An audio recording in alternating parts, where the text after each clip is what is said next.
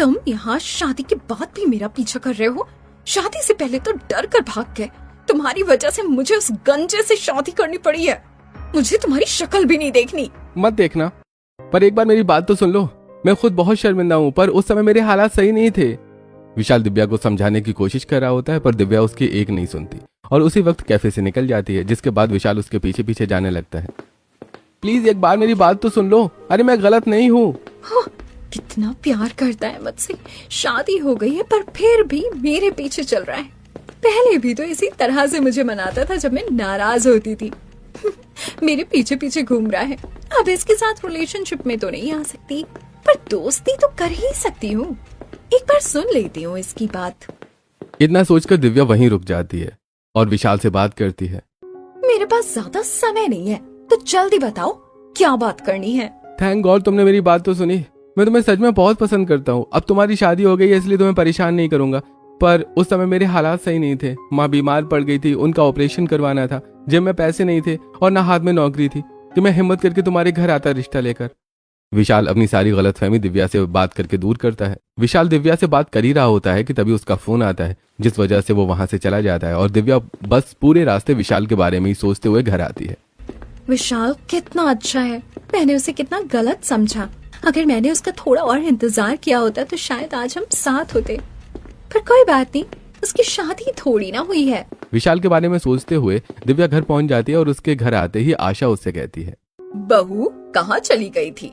अब जाकर आई है। मैंने तुझे कहा था ना कि मुझे आज अपनी दोस्त के घर जाना है। अच्छा अभी मैं चलती हूँ, घर का अच्छे से ख्याल रखना। जी माँ जी। घर की जिम्मेदारी दिव्या पर छोड़कर आशा अपनी दोस्त से मिलने के लिए उसके बिल्डिंग में जाती है और जब लिफ्ट के पास पहुंचती है तभी वहां विशाल आता है और आशा से कहता है, आंटी आपको 5वें माले पर जाना है क्या? मैं भी वहीं जा रहा हूँ, लिफ्ट खराब है, सीढ़ियों से चलना होगा। आपके हाथों में काफी सारा सामान है, आप मेरे साथ चलो और अपना सामान मुझे दे दो। बेटा मैं तो तुम्हें जानती भी नहीं, और तुम? अरे आंटी आप नहीं जानती मुझे, पर मैं आपको जानता हूँ। मैंने अक्सर देखा है आपको मेरी बगल वाली आंटी के घर सामान लेकर जाते हुए। इतना बोलकर विशाल सारा सामान लेकर आशा को अपने साथ ऊपर लेकर जाने लगता है, पर 2 माले चढ़ते ही आशा थक जाती है और हांफने लगती है, जो देखकर विशाल भागता हुआ नीचे से पानी की बोतल लाकर उन्हें देता है। अरे आप तो काफी ज्यादा थक गई हैं, लीजिए पानी पी लीजिए और थोड़ी देर यहीं आराम कर लीजिए, मैं यहीं खड़ा हूँ।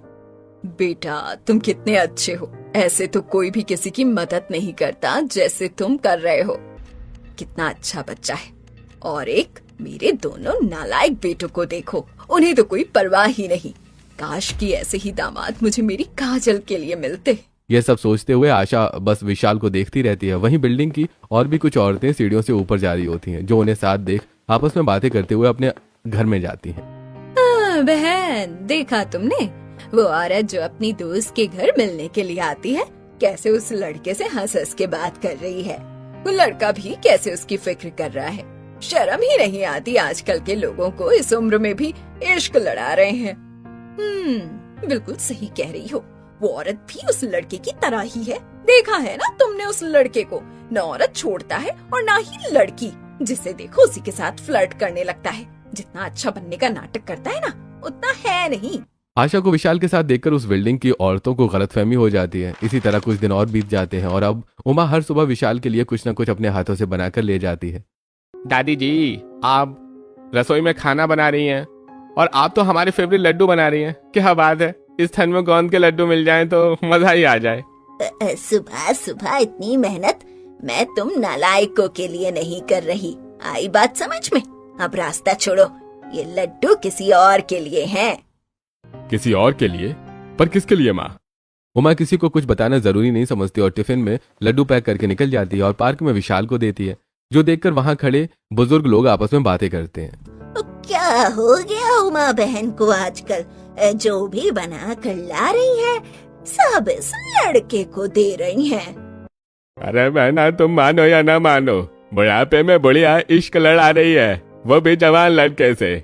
बातें बनाकर वो लोग हंसने लगते हैं। कुछ ही देर में सभी घर आते हैं और मोहल्ले के बुजुर्ग दादी के इस किस्से के बारे में पूरे मोहल्ले वालों को बता देते हैं, जिस वजह से अब सभी हंसने लगते हैं। मुझे तो विश्वास ही नहीं हो रहा, इस उम्र में दादी जी को 28 साल के लड़के से प्यार हो गया। सही कहते हैं लोग, प्यार की उम्र नहीं होती, दादी जी ने साबित कर दिया। पूरे मोहल्ले में दादी के बॉयफ्रेंड की खबर आग की तरह फैल जाती है और इसी बीच सभी लोग देखते हैं कि दिव्या किसी लड़के के साथ मार्केट में सब्जी ले रही है, जो देखकर माँ, दादी के बॉयफ्रेंड की खबर अभी ठंडी नहीं हुई थी कि छोटी भाभी भी अपने नए बॉयफ्रेंड के साथ दिख गई। भैया गंजे है ना, लगता है इसीलिए भाभी ने अपने लिए नया बॉयफ्रेंड बना लिया। जाने दो, इन सब पर ध्यान मत दे। हमारा तो पूरा मोहल्ला ही बिगड़ गया है। आए दिन किसी न किसी का चक्कर किसी न किसी के साथ चलते दिख रहा है। शोभा अपनी बेटी को इग्नोर करने को कहती है और दोनों अपने घर आते हैं। इसी तरह कुछ दिन बीत जाते हैं और एक दिन शीतल देखती है कि निशा अपने जिम ट्रेनर के साथ घर के बाहर तक आई है। अगर दर्द ज्यादा हो तो मुझे बता देना, मैं कल सुबह 8 बजे ही दवाई देकर चला जाऊंगा ऑफिस के लिए। आप कितने अच्छे हैं सर, मेरी कितनी परवाह करते हैं। थैंक यू सो मच, कल मिलते हैं। हे भगवान, ठंड और कोहरे का सही फायदा उठा रही है निशा। गाड़ी के बाहर अपने जिम ट्रेनर के साथ आई है। तौबा तौबा, कैसे बात कर रही थी।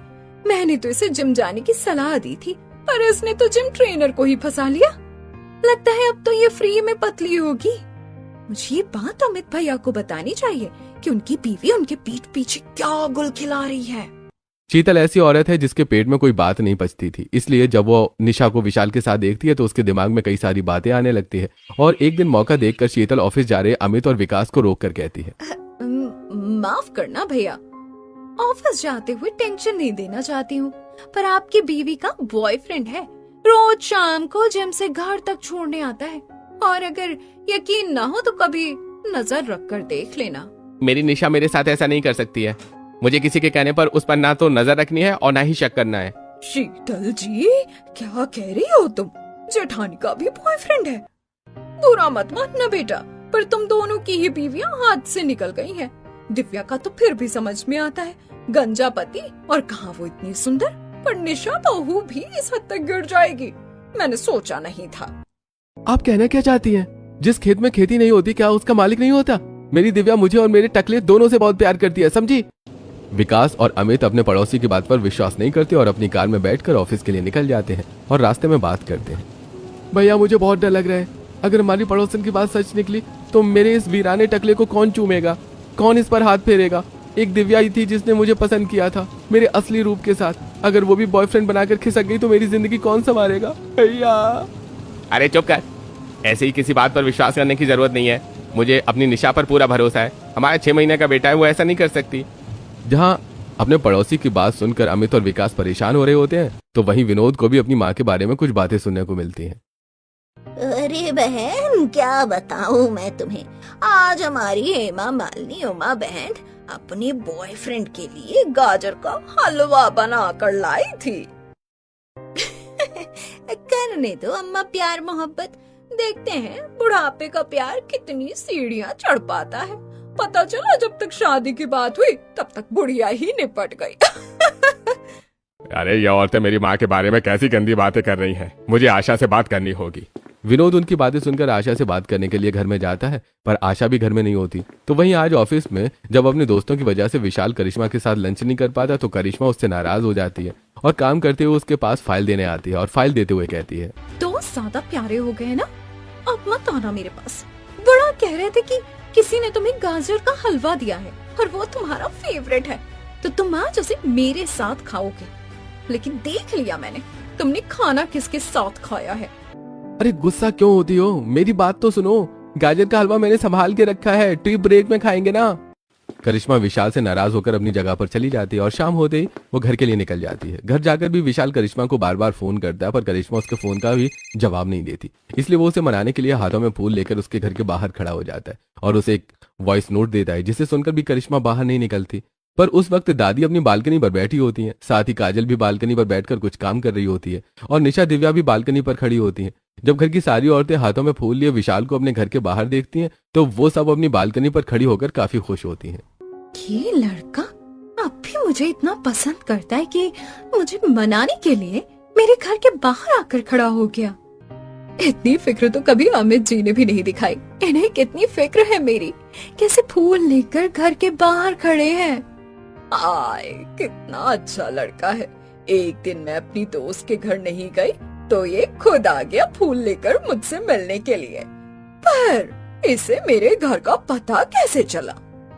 मेरा हैंडसम, अगर आज भी मैं 25 की होती तो क्या बात होती। अरे ये क्या, ये सारी औरतें एक ही घर की हैं और मुझे देखकर इतनी खुश क्यों हो रही हैं? मैं तो यहाँ सिर्फ करिश्मा से मिलने के लिए आया था। कहीं ये करिश्मा की फैमिली ही तो नहीं है? हे भगवान, ये क्या गलती करी मैंने, यहाँ से जाना पड़ेगा। उमा, आशा, दिव्या, निशा और काजल को देखकर विशाल घबरा जाता है और उसी वक्त वहां से निकल जाता है। पर जब वो वहां से जा रहा होता है तो घर के आदमी उसे देख लेते हैं, जिसके बाद घर के आदमी अपने पड़ोसियों की बातें सुनते हैं। हे भगवान, ये तो वही लड़का है। मुझे तो यकीन ही नहीं हो रहा, एक घर की सारी औरतों का बॉयफ्रेंड एक ही है। अरे मानना पड़ेगा, लड़के में कुछ तो बात है, तभी तो एक ही घर की सारी औरतों को पटा रखा है। अरे हमारे घर की औरतों का आखिर हो क्या गया है? इन लोगों की वजह से मोहल्ले के सारे लोग हम पर हंस रहे हैं। मुझे तो लगता है उस लड़के ने हमारे घर की सभी औरतों पर काला जादू कर दिया है, तभी तो दादी से लेकर इस घर की बेटी तक सभी वही लड़का पसंद करती हैं। पड़ोसियों की बातें सुनकर घर के मर्दों को काफी गुस्सा आता है और वो घर में जाते हैं। तभी विशाल करिश्मा को फोन करता है और उससे कहता है, मुझे माफ कर दो करिश्मा, मैं फूल लेकर तुम्हारे घर के बाहर भी आया था। तुम्हारे घर की सभी औरतों ने मुझे देख लिया पर तुमने नहीं देखा। मैं एक बार अपने प्यार को खो चुका हूँ, तुम्हें दोबारा नहीं खोना चाहता। और अच्छी बात तो यह है कि तुम्हारे घर की सभी औरतों को मैं जानता हूँ और सब मुझे बहुत पसंद भी करती हैं। अगर कल को मुझे उन्हें मनाना पड़ा तो उन्हें मनाने में ज्यादा समय नहीं लगेगा। क्या तुम मेरे लिए घर तक आए थे? अगर पड़ोसियों ने देख लिया होगा तो वो 10 तरह की बातें बनाएंगे। करिश्मा परेशान होकर फोन पर विशाल से बात कर ही रही होती है कि तभी विनोद सबको आवाज देकर बुलाता है। अरे कहाँ हो सबके सब? इस घर की औरतों के पर कुछ ज्यादा ही निकल गए हैं। हॉल में आओ सब, वरना मुझसे बुरा कोई नहीं होगा। अरे विनोद, क्या हो गया? क्यों चिल्ला रहा है? आते ही ठंड तेरे दिमाग पर लग गई है क्या? माँ, तुम कुछ ना बोलो तो ज्यादा ही अच्छा है। जंग मेरे दिमाग पर नहीं लगी है, आपके दिमाग में लग गई है, तभी तो इस बुढ़ापे में आप मटक के चल रही है। अरे वो भी उस 28 साल के लड़के के साथ। इतने दिनों से मैं सिर्फ पड़ोसियों की बकवास बातें सुन रहा था, पर आज मैंने अपनी आंखों से देखा उस लड़के को।